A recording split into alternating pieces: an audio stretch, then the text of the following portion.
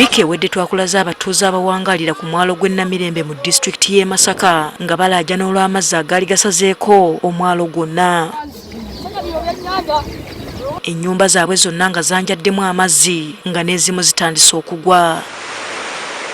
Abalala nga bakuttemu ebyanguwa basobole okwetegula ekibabo. Embeera bw'eti bw'eri ne ku myalo emirala naddala ku nnyanja Nalubaale gyonna gyanjadde amazzi. Kino kye kiwaliriza Minisitule y'amazzi n'obutonde bw'ensi eri wamu n'ennema okulagira abantu okwamuka ennyanja n'emyalo olw'embeera eno okutaasa obulamu bwabwe. Amazzi ge tulina mu nnyanja yaffe olwaleero gasinga obungi ku mazzi ge twali tubeeredde nago mu mwaka ogwa 1964. Bw'abadde ayogerako ne bannamawulire, Minisita w'amazzi n'obutonde bw'ensi Sam Cheptorisa agamba amazzi geeyongedde ne gatuuka ku bitundu 13.6 nga y'ensonga lwaki abantu basaanye okugaviira. Let me say, Lake Victoria receives most of its water from outside Uganda. There are 23 rivers that feed into Lake Victoria.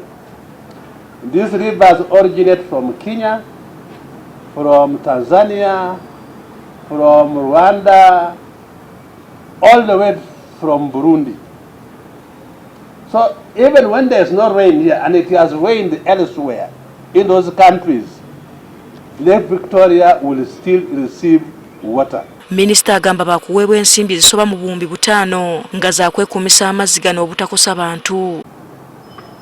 In the immediate, some actions will be undertaken, like building gabions along sensitive areas, along the, for instance, in areas where roads may be damaged, like in Entebbe, we may have to do something about, because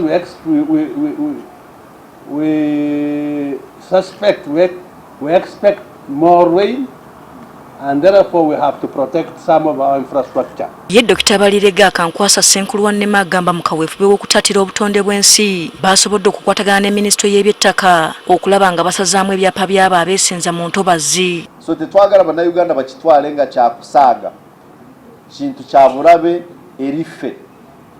Ate we twonoona entobazi amazzi gano gatukosa nnyo. Ono asabye Abannayuganda okusimba emiti kw'ossa n'okwetanira ennima ey'omulembe eyitayonoona butonde bwa nsi. Okulaba nti ettaka lyaffe teryonooneka lisobole okutuyambako okwewonya ekibambuulira ky'okwonooneka kw'obutonde oba climate change. Uganda yakwegatta ku lunaku lw'okukuza obutonde bw'ensi ng'ennaku z'omwezi 5 omwezi ogw'omukaaga 2024 mu disitulikiti y'e Sironko ku mulamwa ogugamba nti tulabirire ettaka lyaffe okusobola okwenganga okutaasa embeera y'obudde. Hasifa Nanvuma, Agafeeyo ku Spark TV.